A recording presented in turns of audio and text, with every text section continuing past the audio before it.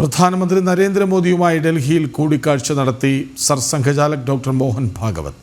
പ്രധാനമന്ത്രി സൈനിക മേധാവിമാരുമായി കൂടിക്കാഴ്ച നടത്തിയതിന് പിന്നാലെയായിരുന്നു സർസംഘചാലകിൻ്റെ സന്ദർശനം. സമയവും ലക്ഷ്യവും സൈന്യത്തിന് തീരുമാനിക്കാമെന്ന് ഡൽഹിയിൽ ചേർന്ന സുപ്രധാന യോഗത്തിൽ പ്രധാനമന്ത്രി പറഞ്ഞിരുന്നു. അതിന് പിന്നാലെയാണ് സർസംഘചാലക് പ്രധാനമന്ത്രിയുമായി കൂടിക്കാഴ്ച നടത്തിയത്. ഡൽഹിയിൽ നിന്ന് ജിഷ്ണു ഒപ്പം ചേരുന്നു. ജിഷ്ണു, എത്ര കണ്ട് പ്രാധാന്യമുള്ളത് ഈ കൂടിക്കാഴ്ച?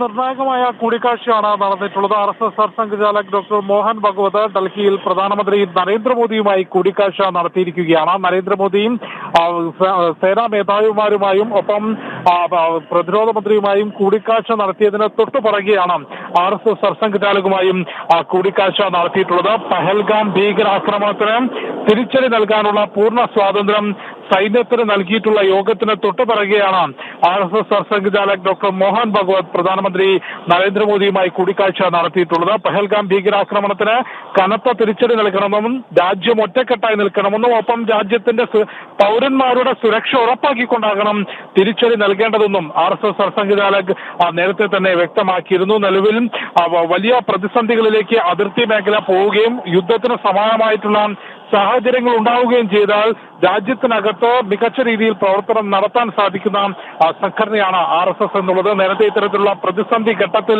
സംഘം നടത്തിയിട്ടുള്ള സേവന പ്രവർത്തനങ്ങൾ നമുക്ക് മുൻപിലുണ്ട്. അതിന്റെ ഭാഗമായി റിപ്പബ്ലിക് ദിന പരേഡിൽ ഉൾപ്പെടെ സംഘം പരേഡ് ചെയ്തതും നമുക്ക് മുൻപിലുള്ള വസ്തുതയാണ്. അതുകൊണ്ട് തന്നെ നിലവിൽ രാജ്യം പഹൽഗാം ഭീകരാക്രമണത്തിന്റെ തിരിച്ചടിക്ക് തയ്യാറെടുക്കുമ്പോഴാണ് നിർണായകമായിട്ടുള്ള കൂടിക്കാഴ്ച RSS സർസംഘചാലക് ഡോക്ടർ മോഹൻ ഭഗവത് ഡൽഹിയിലെത്തി പ്രധാനമന്ത്രി നരേന്ദ്രമോദിയുമായി കൂടിക്കാഴ്ച നടത്തിയത്.